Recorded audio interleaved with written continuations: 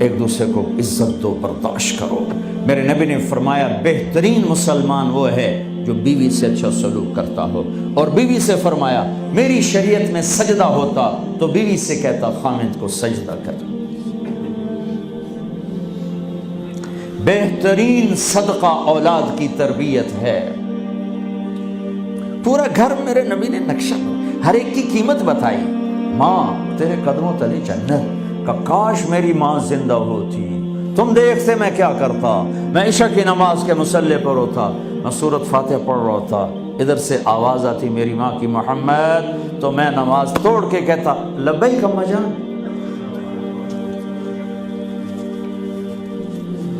باپ کا تیرے جنت کا دروازہ ہے، باپ تیری جنت کا دروازہ ہے، کھولنا توڑنا نہیں، کھولنا توڑنا نہیں،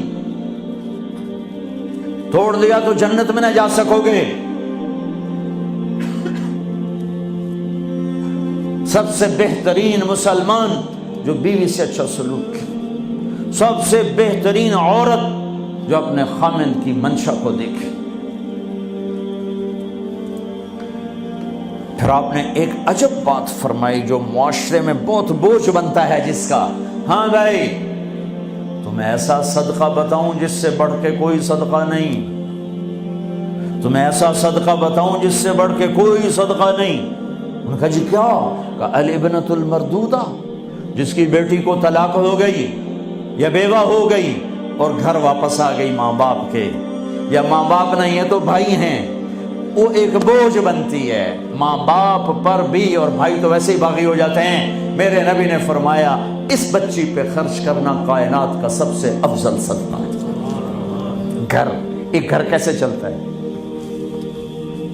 ہمارے ہاں پنجاب سندھ بلوچستان سرحد میں بہنوں کو وراثت میں کوئی حصہ نہیں ملتا، سب بھائی کھا جاتے ہیں۔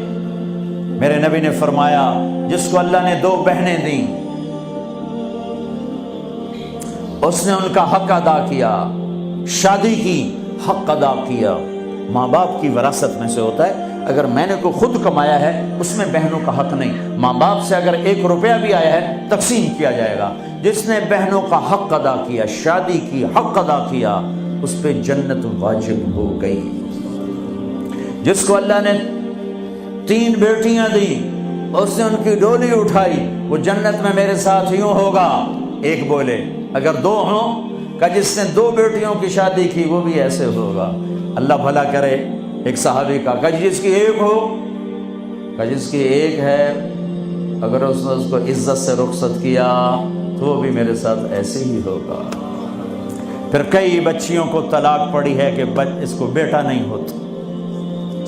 یہاں آنے سے پہلے کا واقعہ، پنڈی سے بچی رو رو برا حال اس کا، میں تو فون سنتا ہی نہیں ہوں ایسے کہ میرا تو کلیجہ پھٹ گیا ہے۔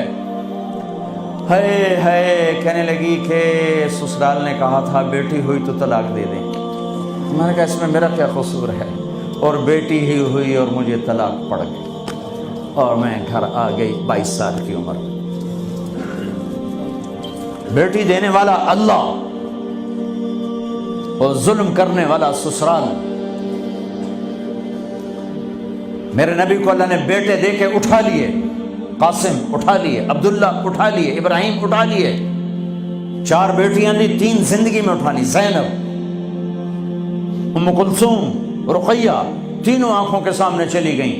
فاطمہ سے نسل چلی، آپ نے فرمایا لوگوں کی نسل بیٹے سے چلتی ہے، میری نسل میری بیٹی فاطمہ سے چلی تھی۔ اس لعنت کو دھویا۔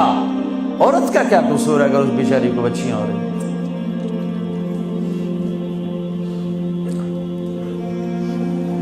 جس نے اپنی بہنوں کو حق ادا کیا، جس نے بیٹیوں کو ڈولے میں بٹھایا، ان کا حق ادا کیا، کہ جنت میں یوں ہو جائے گا۔ بہنوں کو دینا اتنا ضروری ہے، حرام ہو جاتی ہے روٹی۔ میں نے مولانا جمشید صاحب میرے استاد ہیں، میں نے ان سے تفسیر پڑھی۔ میں ایک دن شہد کی بوتل لے کر گیا، پرانی بات ہے 76-77۔ میں نے کہا حضرت یہ ہدیہ ہے۔ فرمایا کہاں سے لائے ہو؟ کہ میرے اپنے باپ ہے۔ فرمایا تیرے باپ نے اپنی بہنوں کو، تیرے باپ نے اپنی بہن یعنی میری پھوپھیوں کو، تیرے باپ نے اپنی بہنوں کو زمین میں سے حصہ دیا تھا؟ یہ یہ سوال کیوں کیا؟ 10 روپے کی شہد کی بوتل تھی اس وقت، کہ اگر دیا تھا تو یہ میں لے لوں گا، اگر نہیں دیا تو پھر یہ حرام ہے، میں نہیں لوں گا، یہ مطلب تھا۔